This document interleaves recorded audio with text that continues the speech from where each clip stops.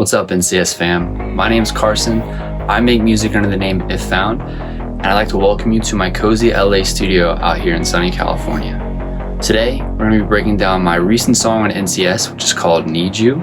It's actually the third and final single off of my debut EP titled You. So if you haven't checked out the EP or the song yet, definitely go check those out first. There will be a streaming link down below in the description. Without further ado, let's jump into the project. The song itself is actually pretty simple. We'll start off with the intro, and we'll kind of work section by section from there. The intro starts out like this.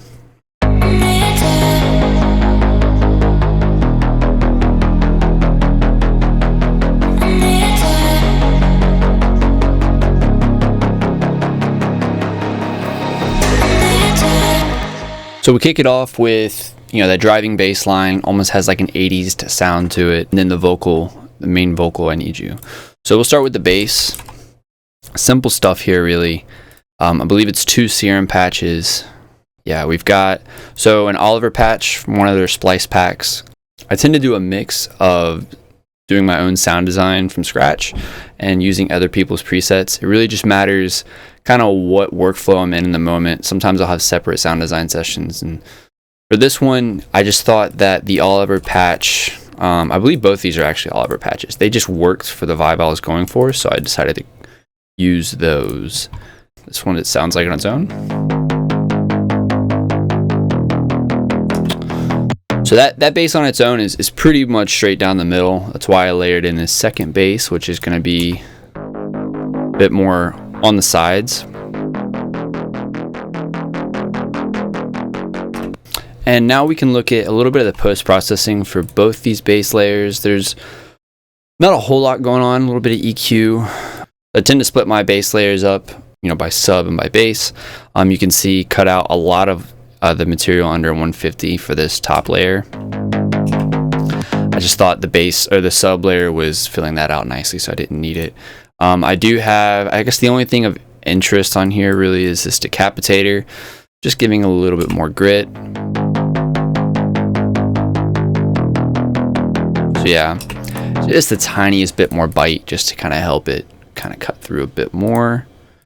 I believe the same thing on this one, and I don't even have the decapitator on this one. So some pretty minimal processing, but like I said, patches already had most of the vibe that I wanted. There is a sub layer in here as well. Without it, with it. And I believe it's actually the same patch as the first one. I just split it out so that I could process it separately. It's the same patch as the second one, actually, as drive layer 2. So split it out separately so I could process it independently. I tend to do that with my bass and sub layers. For the vocal, we can look at some of the processing here. All of this stuff down here is actually just, what I did is I put a reverb on the main vocal line, which is this Voc lead, printed it out to audio, and then just chopped it up and created these little atmosphere layers to kind of build out the vocal a little bit and add some interest and sweeps and things like that. So there's not much to look at there, but we will look at the main vocal layer. Pretty basic, it's on its own. So got some nice smooth reverb on it. The channel itself, I take all the processing off. So some pretty heavy-handed processing. A lot of compression, a lot of formant shifting actually it's going on here. I like Little Altar Boy a lot. I use it on a lot of different things. Looking at the automation lanes, I'm definitely doing some formant shifting later on in the phrase. I've got some serum effects going on as well. And this, I believe, was just a comb filter. Yeah, it's a comb positive filter. I think you can really hear it when it comes in over here. There you go. Gives it that metallic kind of almost like really quick delay, like slapback delay sound, but it's just very, very metallic sounding. Really like that, especially for this type of vibe. Works really well. And so that's what that comb filter is doing. I think everything else is pretty much EQ and compression work. I do have a soothe on here. I use this on like most of the vocals that I work on, and I also use it on a lot of my guitar work. There's no guitar work in this song though, but this is a go-to for me. Love this plugin. And you can see here I'm kind of catching that 3 to 4K area and a little bit of the 2K. I would normally have this around probably 2.5 to 3K, but I guess in this vocal it was just sounding okay there, so I just let it not do as much processing in that area. And you can see where it's dipping. So that's what we're doing on the Soothe. And that's pretty much it for the intro. Like I said, just got the vocals and that bass. There's some effects layers.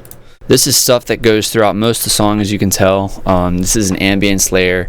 I don't recall exactly how I made it. I definitely made this from something and then printed it to audio and did some more EQ and compression work. I mean, the way I make a lot of these ambience layers is I'll find like something interesting tonally. So it could be from one of the leads, from one of the ARPs, or like a little vowel section from the vocal. I'll throw a Valhalla Supermassive on it, is usually what I do, just because it sounds really good. Most likely did that and bounce it to audio. Similar thing going on here for this other ambience layer. I don't know where it came from, but probably did something similar. Various effects here in the intro, not a whole lot going on. I normally do more textures and things in most of my songs, but this one was just sounded better, a little bit more empty. So I've got a crash, a little bit of glitch effects, just little things to keep the production moving along. Going into the build section, start introducing lead elements as well as bringing the chord stack. So if we listen to just the chords and the leads,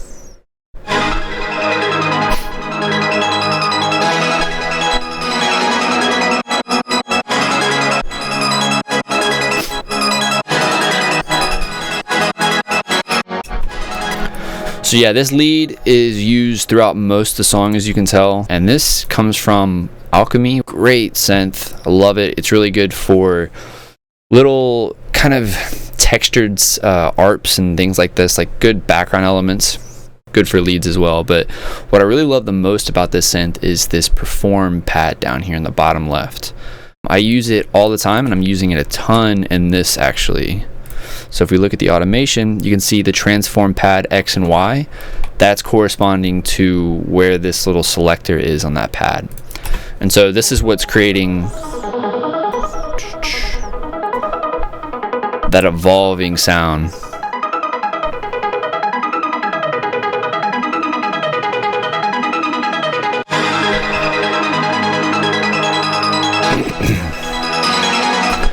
So it's a whole lot of stuff going on here. It's adding, taking away octaves, opening up a filter, changing the shape of the envelope that's modding the filter as well. There's all sorts of stuff happening. But that's the ARP, which is doing a lot of the same thing. I believe is the same automation in the second and third instance of the ARP as well. Okay, that's mostly it for the leads. So the chords are actually pretty simple compared to most of the productions I do, but for this song they're pretty straightforward. All the same chord progression here, just layers basically, and basically just some triads. I think I have some sus chords in here. It was an add 11 sus, however you want to look at it.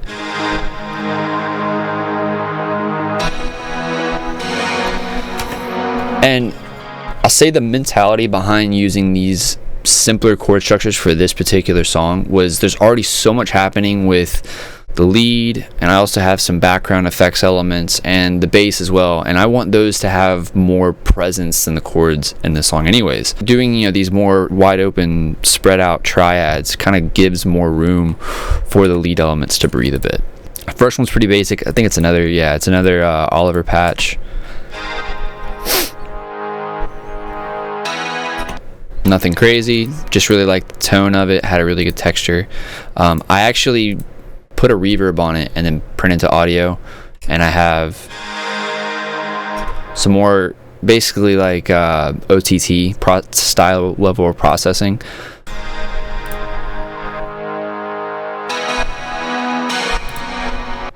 So you can hear the difference there. Adds a lot more space to it. And the nice thing I like about doing this type of thing is it's very controlled. If I were to send it to a bus and do all the audio processing on that. It'd potentially be a little cleaner, but I would have a little bit less control over it. As you can see, I'm doing hard cuts of this audio right here. So this part completely shuts out.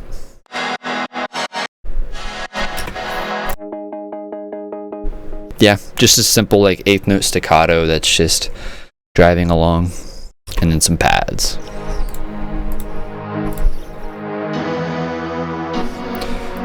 We got the M1. I use this plugin a lot for these type of sounds, which is I was going for something with that kind of late 80s, early 90s character. This is great for old 90s rave sound. Also works well for kind of the retro 80s vibe as well. And I wanted something that fit right in the middle of both of those two vibes, and this was it. I use this quite a bit in this project actually. I use a couple different types of sounds, but the second pad is basic Omnisphere pad, nothing crazy going on there. And we do have a lead that starts coming in. This is where we start introducing the lead sounds.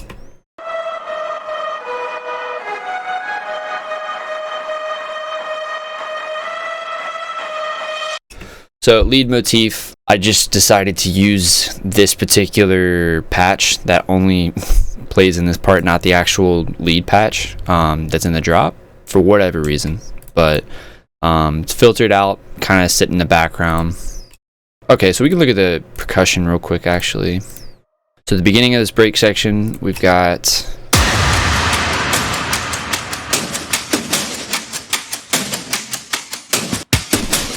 so nice little impact there going into this really crappy orchestral loop sound. This is actually an old loop I've used. I made this probably using Cashmere samples or something like years ago, and I've used it all the time. But I think it was originally made at like probably 180 or something, or 170. And so that's why it sounds like crap, because it's slowed down to 150. But in the context of everything else, it really doesn't sound that bad. So that's why I kept it. Okay, so looking at the drums.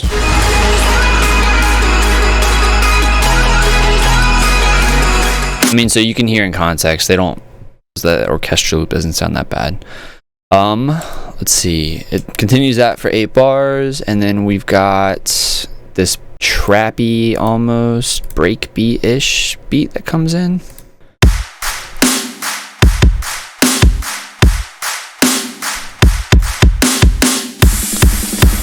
Nothing crazy. The kick itself is more of a natural sounding acoustic kick. Really basic, just did some, EQ and compression. The snare itself is, I believe, 1 layer. So there's 2 layers in the drop snare, and this is the first layer, which is that more acoustic sounding snare.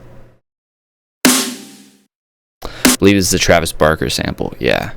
Love this sample. I use it in a lot of my work. It just has a really nice tone to it, and you can also make it super snappy. All right, and then that's pretty much it for the build. So going into drop, this is what we got.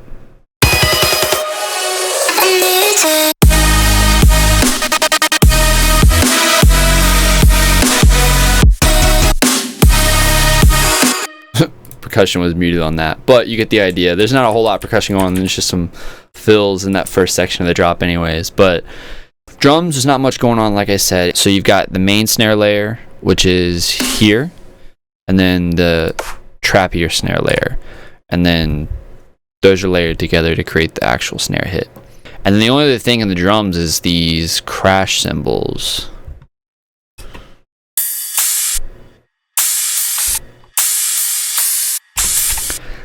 Crashes and rides, just kind of helps fill out the drop a bit more. Looking at chords, there's nothing. I believe it's actually just a white noise layer that's going through just to kind of fill it out a bit more. Very simple. Leads, this is where the bulk of the drop is kind of constructed.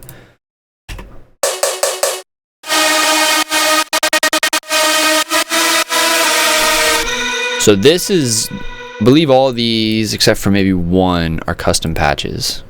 show. This is the first one, and you can tell the first 2 layers are actually panned left right. They're not hard left, hard right, but it just gives it a little bit more space, and it's a better way to create a stereo image versus doing a stereo widener or something like that. This is pretty simple, honestly. You just got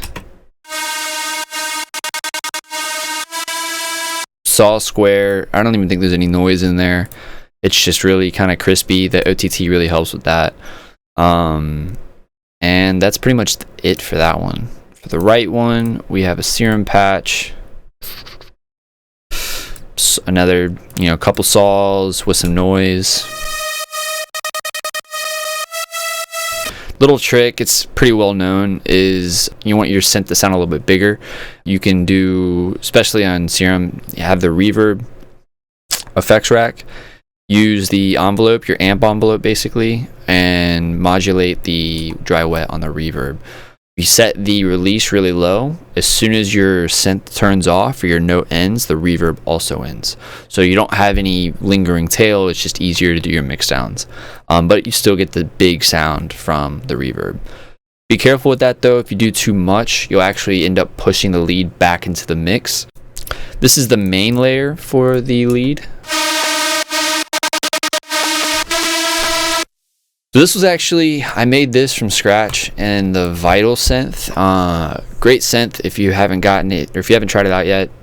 This is actually the free version, but this one, it's using their classic blend, kind of like basic shapes in serum, and then a little saw wave. I believe, so just heavy unison, change the phase up a little bit to make it sound better. And then effects wise, we've got an OTT style compressor, a little bump in the mids, some distortion. That really quick slapback delay kind of gives it some, makes it ever so slightly more metallic. I mean, it's not really a huge thing. And then same reverb trick as I was doing in the last synth with serum, and then a little subtle pluck layer. So what I like about this layer is it adds tonality, I say, to the entire thing. I mean, the leads up until this point have been very noisy. They're very saw based, with a little bit of square waves in there, but they're still distorted square waves, so it's very noisy sounding.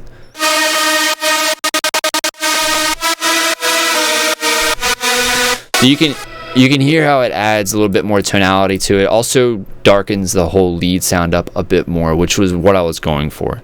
And then these last 2 layers, they're somewhat subtle, but they help fill out everything. So everything's already pretty full, but I wanted to give it even some more space to live in. So what I did is I put a reverb on it, bounced and printed to audio, and then that's what we have here. This was a Valhalla reverb, I believe, with some gating. And then the second one was actually some reverb plugin that I had only used once. It was a demo. I bounced it to audio because I really liked the sound, but it only really fit for me for this song. That's where that came from, and I can't recall the name of the plugin, to be honest. So, I mean, that's the leads for the first half of the drop. For the second half of the drop, we switch it up.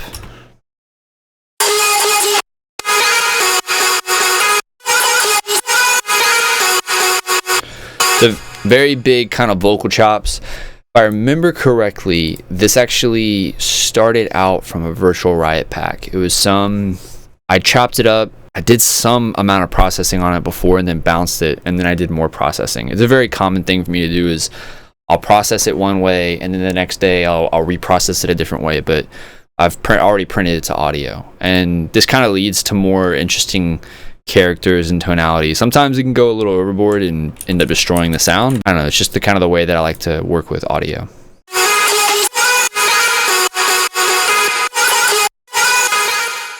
And then the basses are pretty simple, to be honest. I believe it's just a single respace and then a sub. There's nothing crazy.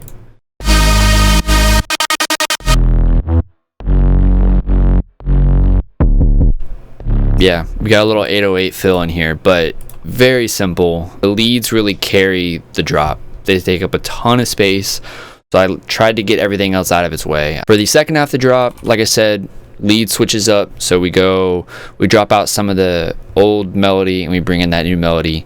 I have a little bit of support here with these two lead lines. It's a very simplified version of this melody.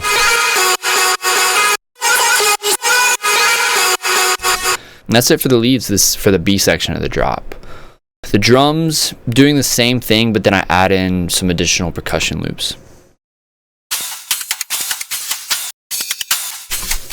Just some dubstep style, like top end loops.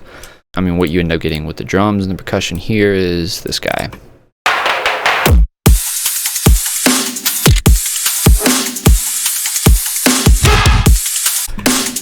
All right, so the only other thing to talk about for the drop, and second drop is pretty similar, just a little switch up, percussion fills here.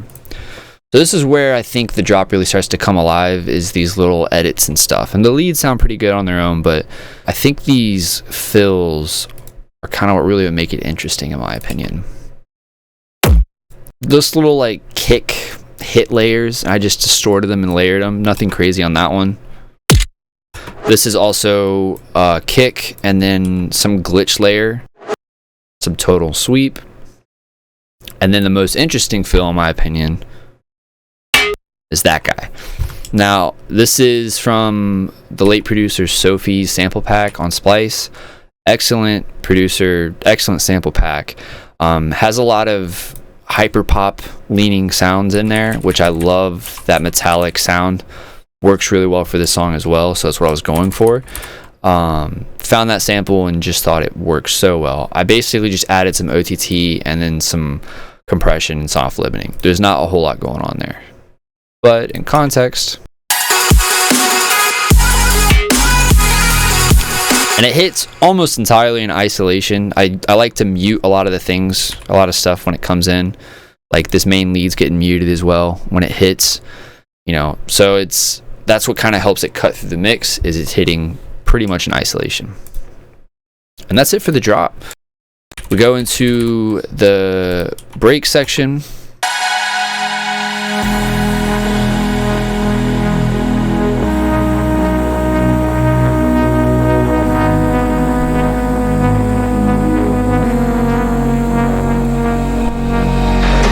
I introduce two new chord designs. This first one I use a lot is the Omnisphere patch. Some breathy, airy layer I found in Omnisphere. Really nice for filling out the high end. The second is one of my favorite elements in the song.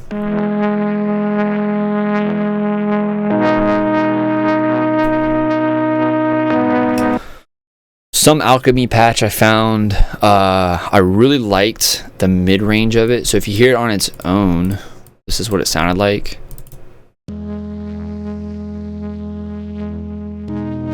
So nothing spectacular, but I really liked it. So I basically cut out the highs and the lows, focused on the mid-range, and then compressed it.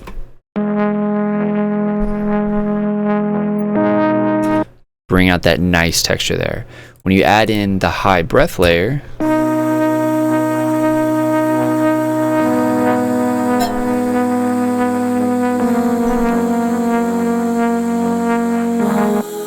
sounds pretty nice. Now in the second half, bring in a little bit more chord stacks. It's pretty simple. It's just an octave higher of the top notes on the chords.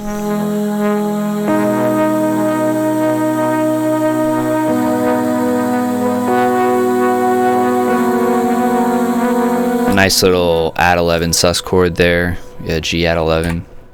Love those. They sound really good leading into another phrase. The other thing that gets introduced here is we've got we'll hear it with the chords, these little piano lines here.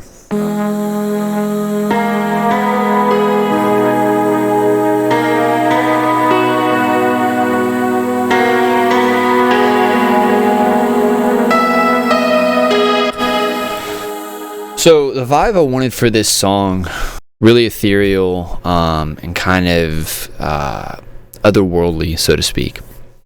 So that's exactly what these pianos were bringing to the song, in my opinion. I think everything so far has felt pretty grounded, but this chord design that I did and these two pianos in particular helps like set the tone for what this song is supposed to be, even though it's, you know, halfway through the song pretty much. I know earlier I was talking about that M1, and I think both of these are actually M1 presets. This first one, this Dream Night, again, has this really nice like ravey, like early 90s rave sound to it. And the second one is Piano Mix 1. Now the M1, if you didn't know, is like the go-to for house pianos. It's exactly what I wanted for the second piano. So for this first one, we've got the second one is more the traditional house piano sound.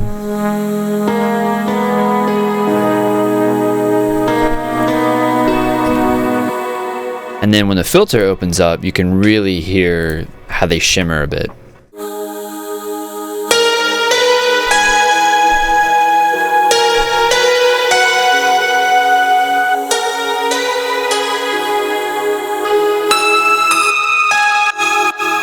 They just sound really, really good together. On their own, they sound pretty good, but when you combine those two sounds together, they just complement each other really, really well. That's basically what's going on there. The rest of the chords that come in here are the same from earlier in the song.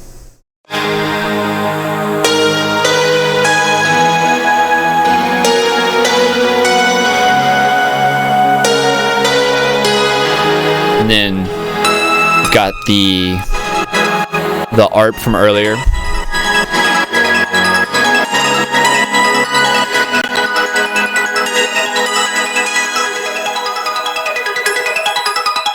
One thing before we get into the second drop, main difference though is these risers. So I wanted to point this out because I do think it's important to layer your risers. And I do this on all my songs. I think if done right, especially with the right EQ and everything and the right tonalities, it really combines to create that much more suspense and that much more tension. So here I've got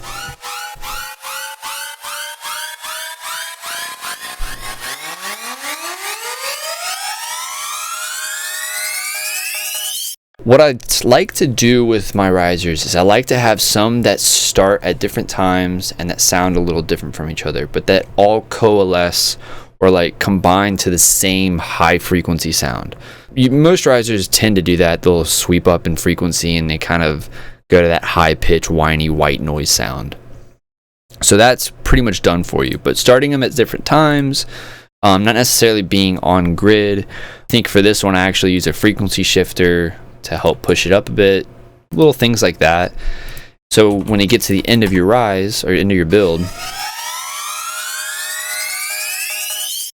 you know, something that was really disorganized and sounded crazy before is all coming to a single point right before the drop. Second drop, leads are pretty much the same.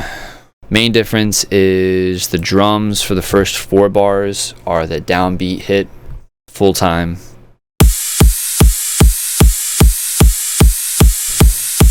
Just got some alternating crash cymbals that are hitting on that as well. 4 bars in, it drops down to halftime. The second drop does its thing.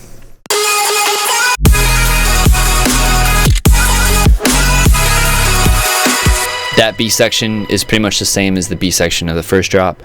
The only real difference here is there's one extended 8-bar section for the drop, and it just kind of drops out a lot of the leads and brings back that piano motif that I was talking about earlier.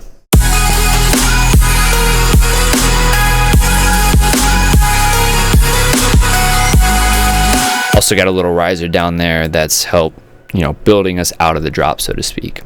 And then once we get out of that,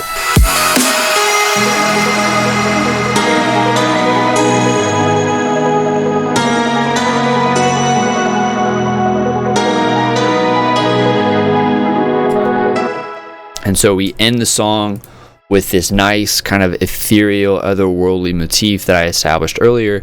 But to me, it was a great way to wrap up the entire EP. I just thought it fit the mood and the style of what I wanted for the EP perfectly. that's pretty much it. I didn't really go over any of my mixing. There's some very basic EQ and compression stuff I went over, but I didn't go into detail about my routing. As you can tell, I do a lot of bus routing, so sub, bass, leads, all the things that kind of sound similar and fill the same roles or are bused to the same buses or auxiliary channels, and then process there.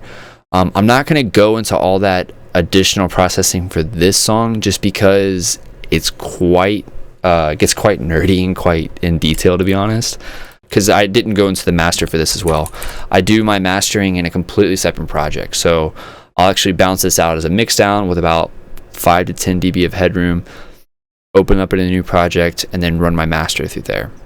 And I have an entire process for that. So if you guys are interested in seeing that for this song and also seeing some more information on like how the mixdown is done, let me know. Maybe I can do a video on my own YouTube channel, but for now I think I'm gonna end the video here. Got to show you the breakdown of the production, some of the mentality that went behind making some of the decisions I did. So if you like the video, if you like my breakdown of my song Need You, let me know below in the comments. Leave a like on the video. Thanks for stopping by. Thanks for checking out the video. And I will see you guys later. Peace.